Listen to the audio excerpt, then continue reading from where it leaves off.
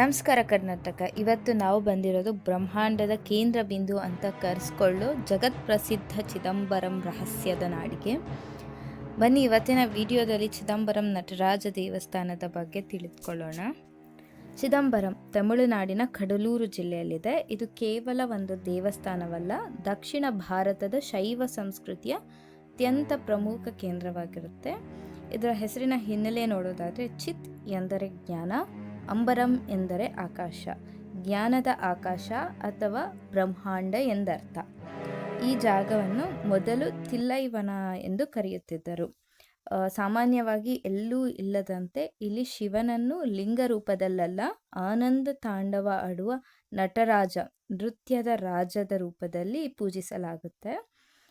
ಇನ್ನು ಈ ದೇವಸ್ಥಾನಕ್ಕೆ ಕನಿಷ್ಠ 2000 ವರ್ಷಗಳ ಇತಿಹಾಸವಿದೆ. ಚೋಳರು, ಪಾಂಡ್ಯರು, ವಿಜಯನಗರದ ಅರಸರು ಹಾಗೂ ಚೇರರು ಈ ದೇವಸ್ಥಾನಕ್ಕೆ ಜೀರ್ಣೋದ್ಧಾರ ಮಾಡಿರ್ತಾರೆ. ವಿಶೇಷವಾಗಿ ಚೋಳರಾಜರು ನಟರಾಜನ ಪರಮ ಭಕ್ತರಾಗಿದ್ದು ದೇವಸ್ಥಾನದ ಗೋಪುರಗಳಿಗೆ ಚಿನ್ನದ ಹೊದಿಕೆಯನ್ನು ಮಾಡಿರ್ತಾರೆ. ಇನ್ನು ಇದರ ಚರಿತ್ರೆ ನೋಡೋದಾದರೆ ಪೂರ್ವದಲ್ಲಿ ಇದೆಲ್ಲ ಕಾಡಾಗಿತ್ತು. ಆವಾಗ ಅಲ್ಲಿ ಋಷಿ ಮುನಿಗಳು ಯಜ್ಞ ತಪಸ್ಸು ಎಲ್ಲ ಮಾಡ್ತಿರ್ತಾರೆ. ಹಾಗೆ ಮಾಡ್ತಾ ಅವರಿಗೆ ತುಂಬ ಅಹಂಕಾರ ಜಾಸ್ತಿ ಆಗಿರುತ್ತೆ. ಎಷ್ಟು ಜಾಸ್ತಿ ಅಂದರೆ ನಮ್ಮಿಂದಾನೇ ದೇವರಿರೋದು, ನಾವು ಮಾಡೋ ಯಜ್ಞ ತಪಸ್ಸಿನಿಂದ ನಾವೇ ಸೃಷ್ಟಿಕರ್ತರು ಅನ್ನೋ ಅಷ್ಟು ಅಹಂಕಾರ ಜಾಸ್ತಿ ಆಗಿರುತ್ತೆ. ಈ ಅಹಂಕಾರ ನಾಶ ಮಾಡೋದಕ್ಕೆ ಶಿವನು ಆನಂದ ತಾಂಡವ ಆಡಿಕೊಂಡು ಚಿದಂಬರಂಗೆ ಬರ್ತಾರೆ. ತಾಂಡವ ಮಾಡ್ಕೊಂಡು ಬರ್ತಿರೋ ಶಿವನನ್ನು ನೋಡಿ ಋಷಿಗಳು ಹೇಗಾದರೂ ಮಾಡಿ ನಾವು ಶಿವನನ್ನು ಸಂಹಾರ ಮಾಡಲೇಬೇಕೆಂದು ಮೊದಲು ಹಾವು, ಸಿಂಹ ಹಾಗೆ ಒಂದು ರಾಕ್ಷಸನ್ನು ಕಳಿಸ್ತಾರೆ. ಯಾರನ್ನ? ಶಿವನ ಸಂಹಾರ ಮಾಡೋದಕ್ಕೆ.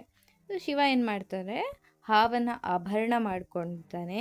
ಹುಲಿ ಚರ್ಮ, ವ್ಯಾಘ್ರ ಚರ್ಮಾಂಬರಂ ಅಂತಾರಲ್ವ, ಅಂದರೆ ಹುಲಿ ಚರ್ಮ ವಸ್ತ್ರವನ್ನಾಗಿ ಹಾಕ್ಕೊಳ್ತಾನೆ.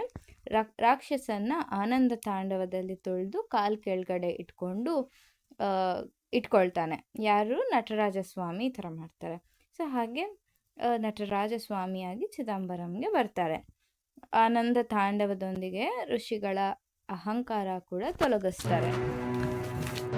ಇನ್ನು ನಾವು ನಟರಾಜ ಸ್ವಾಮಿನ ನೋಡೋದಾದರೆ ಒಂದು ಕೈಯಲ್ಲಿ ಡಮರುಗ, ಇನ್ನೊಂದು ಕೈಯಲ್ಲಿ ಅಗ್ನಿ ಇರುತ್ತೆ. ಡಮರುಗ ಏನಂದರೆ ಸೃಷ್ಟಿ ಮೊದಲಾಗಿರೋದೇ ಶಬ್ದದಿಂದ, ಇನ್ನೊಂದು ಕೈಯಲ್ಲಿ ಅಗ್ನಿ ಅಂದರೆ ಲೈಟ್. ಸೃಷ್ಟಿ ಮೊದಲಾಗಿರೋದು ಶಬ್ದ ಹಾಗೂ ಅಗ್ನಿಯಿಂದ. ಇನ್ನು ಚಿದಂಬರಂ ರಹಸ್ಯ ಅಂದರೆ ಏನು? ಸಾಮಾನ್ಯವಾಗಿ ಜನರು ಚಿದಂಬರಂ ರಹಸ್ಯ ಅಂದರೆ ಏನು, ಮಾಟ ಮಂತ್ರ ಅಥವಾ ಅದೃಶ್ಯ ವಸ್ತು ಇದೆ ಅಂತ ಅಂದ್ಕೊಳ್ತಾರೆ. ಆದರೆ ಇದರ ನಿಜವಾದ ಅರ್ಥ ಆಧ್ಯಾತ್ಮಿಕ ಮತ್ತು ವೈಜ್ಞಾನಿಕವಾಗಿದೆ. ದೇವಸ್ಥಾನದ ಗರ್ಭಗುಡಿಯಲ್ಲಿ ನಟರಾಜನ ವಿಗ್ರಹದ ಬಲಗಡೆ ಒಂದು ಸಣ್ಣ ದ್ವಾರವಿದೆ. ಅಲ್ಲಿ ಒಂದು ರೇಷ್ಮೆ ಪರದೆ, ಕರ್ಟನ್ ಹಾಕಿರ್ತಾರೆ. ಈ ಪರದೆಯ ಹೊರಭಾಗ ಕಪ್ಪು ಮತ್ತು ಒಳಭಾಗ ಕೆಂಪು. ಹೊರಭಾಗ ಕಪ್ಪು ಅಂದರೆ ಅಜ್ಞಾನವನ್ನು ಸೂಚಿಸುತ್ತೆ ಮತ್ತು ಕೆಂಪು ಅಂದರೆ ಜ್ಞಾನವನ್ನು ಸೂಚಿಸುತ್ತೆ. ಪೂಜೆ ಸಮಯದಲ್ಲಿ ಅರ್ಚಕರು ಪರದೆಯನ್ನು ಸರಿಸಿದಾಗ ಅಲ್ಲಿ ಒಂದು ಯಾವುದೇ ವಿಗ್ರಹ ಕಾಣಿಸೋದಿಲ್ಲ. ಬದಲಾಗಿ ಬರೀ ಖಾಲಿ ಜಾಗ, ಎಂಟಿ ಸ್ಪೇಸ್ ಕಾಣಿಸುತ್ತೆ.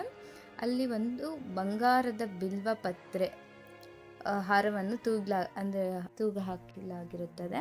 ಸೊ ಅದರ ರಹಸ್ಯದ ಸಂದೇಶ ಏನಂದರೆ ಭಗವಂತನಿಗೆ ಯಾವುದೇ ಆಕಾರವಿಲ್ಲ, ಆತ ನಿರಾಕಾರ. ಸೊ ಭಗವಂತ ಶೂನ್ಯದಲ್ಲೂ ಇದ್ದಾನೆ, ಎಲ್ಲೆಡೆ ವ್ಯಾಪಿಸಿದ್ದಾನೆ. ಇದು ಆಕಾಶ ತತ್ವವನ್ನು ಹೋಲುತ್ತೆ. ಇದು ಚಿದಂಬರಂ ರಹಸ್ಯದ ಅಸಲಿ ಸಂದೇಶ. ಇದರ ತಾತ್ಪರ್ಯ ನೋಡೋದಾದರೆ ಕಣ್ಣಿಗೆ ಕಾಣುವ ಮಾಯೆಯ ಪರದೆಯನ್ನು ಸರಿಸಿದರೆ ಜ್ಞಾನದ ದರ್ಶನವಾಗುತ್ತೆ ಅಂತ ಇದರ ತಾತ್ಪರ್ಯವಾಗಿರುತ್ತೆ. ಮತ್ತು ಇದು ದೇವಸ್ಥಾನದ ಅದ್ಭುತ ವೈಜ್ಞಾನಿಕ ಮತ್ತು ವಾಸ್ತುಶಿಲ್ಪದ ಸತ್ಯಗಳು ನೋಡೋದಾದರೆ ಇದು ವಿಶ್ವದ ಕೇಂದ್ರ ಬಿಂದು, ಸೆಂಟರ್ ಆಫ್ ಅರ್ತ್. ಆಧುನಿಕ ಪಾಶ್ಚಿಮಾತ್ಯ ವಿಜ್ಞಾನಿಗಳು ಮತ್ತು ಸಂಶೋಧಕರ ಲೆಕ್ಕಾಚಾರ ಮಾಡಿದ ಪ್ರಕಾರ ಈ ದೇವಸ್ಥಾನವು ಭೂಮಿಯ ಕಾಂತೀಯ ಸಮಭಾಜಕ ರೇಖೆ ಅಂದರೆ ಮ್ಯಾಗ್ನೆಟಿಕ್ ಈಕ್ವೇಟರ್ ಕೇಂದ್ರ ಬಿಂದುವಿನಲ್ಲಿದೆ, centre of gravity of the world. ಇನ್ನು ಇದು ಪಂಚಭೂತಗಳಲ್ಲಿ ಆಕಾಶ ತತ್ವವನ್ನು ಪ್ರತಿನಿಧಿಸುತ್ತೆ. ಉಳಿದದ್ದು ಕಾಳಹಸ್ತಿಯ ವಾಯು, ಕಾಂಚೀಪುರಂನ ಪೃಥ್ವಿ, ತಿರುವಣ್ಣಾಮಲೈನ ಅಗ್ನಿ, ತಿರುಚಿರಾಪಳ್ಳಿಯ ಜಲ. ಜ್ಯೋತಿಷ್ಯ ಶಾಸ್ತ್ರದ ಪ್ರಕಾರ ಈ ಕ್ಷೇತ್ರವನ್ನು ನವಗ್ರಹಗಳಲ್ಲಿ ಕೇತು ಗ್ರಹದ ದೋಷ ನಿವಾರಣಾ ಸ್ಥಳ ಎಂದು ಕರೀತಾರೆ. ಇನ್ನು ಇದು ಮಾನವ ದೇಹ ಮತ್ತು ದೇವಸ್ಥಾನದ ವಿನ್ಯಾಸ ನೋಡೋದಾದರೆ, ಈ ದೇವಸ್ಥಾನವನ್ನು ಮನುಷ್ಯನ ದೇಹದ ರಚನೆಯನ್ನು ಆಧರಿಸಿ ಕಟ್ಟಿರ್ತಾರೆ. ಚಿನ್ನದ ಮೇಲ್ಛಾವಣಿ, ಗೋಲ್ಡನ್ ರೂಫ್. ಗರ್ಭಗುಡಿಯ ಮೇಲ್ಛಾವಣಿ 21,600, 21,600 ಬಂಗಾರದ ಹೆಂಚುಗಳನ್ನು ಹಾಕಲಾಗಿರ್ತಾರೆ. ಇದು ಒಬ್ಬ ಮನುಷ್ಯ ದಿನಕ್ಕೆ ತೆಗೆದುಕೊಳ್ಳುವ ಉಸಿರಾಟದ ಸಂಖ್ಯೆಯನ್ನು ಸೂಚಿಸುತ್ತೆ. ಬ್ರೀತ್ಸ್ ಪರ್ ಡೇ ಅಂತ ಹೇಳ್ತಾರೆ. ಚಿನ್ನದ ಮೊಳೆಗಳು, ಈ ಹಂಚನ್ನು ಜೋಡಿಸೋದಕ್ಕೆ 72,000 ಚಿನ್ನದ ಮೊಳೆಗಳನ್ನು ಬಳಸಿರ್ತಾರೆ. 72,000 ಚಿನ್ನದ ಮೊಳೆ. ಸೊ ಇದು ಮನುಷ್ಯನ ದೇಹದಲ್ಲಿರುವ 72,000 ನಾಡಿಗಳನ್ನು ಸೂಚಿಸುತ್ತೆ. ಇನ್ನು ಈ ಗರ್ಭಗುಡಿಯ ಮೇಲೆ 9 ಕಳಸಗಳು ಇರುತ್ತೆ. ಅದು ಮಾನವನ ದೇಹದ 9 ದ್ವಾರಗಳನ್ನು ಪ್ರತಿನಿಧಿಸುತ್ತೆ. ನವದ್ವಾರ ಅಂತ ಹೇಳಿ ಕರೀತಾರೆ. ಇನ್ನು ದೇವಸ್ಥಾನದ ಮುಖ್ಯ ಮಂಟಪ ಗರ್ಭಗುಡಿಯ ಮಧ್ಯಭಾಗದಲ್ಲಿ ಕಟ್ಟದೆ ಸ್ವಲ್ಪ ಎಡಭಾಗಕ್ಕೆ ಸರಿಸಿ ಕಟ್ಟಿರ್ತಾರೆ.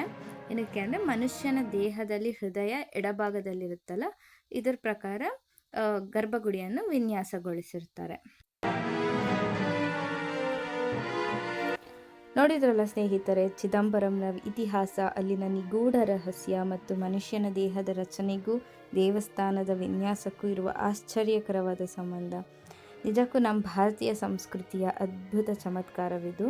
ನಿಮಗೆ ಈ ಮಾಹಿತಿ ಇಷ್ಟವಾಗಿದ್ದರೆ ದಯವಿಟ್ಟು ವಿಡಿಯೋನ ಲೈಕ್ ಮಾಡಿ, ನಿಮ್ಮ ಫ್ರೆಂಡ್ಸ್ ಜೊತೆ ಶೇರ್ ಮಾಡಿ ಮತ್ತು ನಮ್ಮ ಚಾನೆಲ್ನ ಸಬ್ಸ್ಕ್ರೈಬ್ ಆಗೋದನ್ನು ಖಂಡಿತ ಮರಿಬೇಡಿ. ಮುಂದಿನ ಇನ್ನೊಂದು ಅದ್ಭುತವಾದ ಟ್ರಾವೆಲ್ ಬ್ಲಾಗ್ನಲ್ಲಿ ಸಿಗೋಣ. ಅಲ್ಲಿವರೆಗೂ ಟೇಕ್ ಕೇರ್, ಬಾಯ್.